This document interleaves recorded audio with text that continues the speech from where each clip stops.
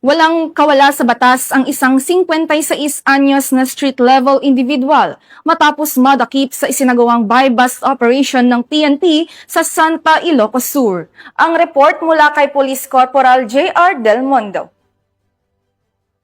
Estado ng isang 56 anyos na lalaki na kabilang sa street-level individual sa isinagawang anti-legal drug buy-bust operation ng pinagsanib na puwersa ng Santa Municipal Police Station bilang lead unit, Ilocos Sur PDEU, Ilocos Sur PIU, 103rd Maneuver Company ng RMFB-1, RDEU-1 at Candon City Police Station. Narekobre sa nasabing operasyon ang 3.22 grams ng hinihinalang shabu na nakapaloob sa 3 transparent plastic sachet at nagkakahalaga ng 21,896 pesos. Kasama rin sa mga nakumbiskang ebidensya ang isang piraso ng 1,000 peso bill bilang buy-bust money at mga hinihinalang drug paraphernalia na naglalaman ng suspected shabu residue. Isinagawang inventory at marking sa mga ebidensya sa mismong lugar ng operasyon sa presensya ng suspect at ng mga mandatory witnesses. Ang suspect ay naharap ngayon sa kasong paglabag sa Republic Act 9165 o ang Comprehensive Dangerous Drugs Act of 2002.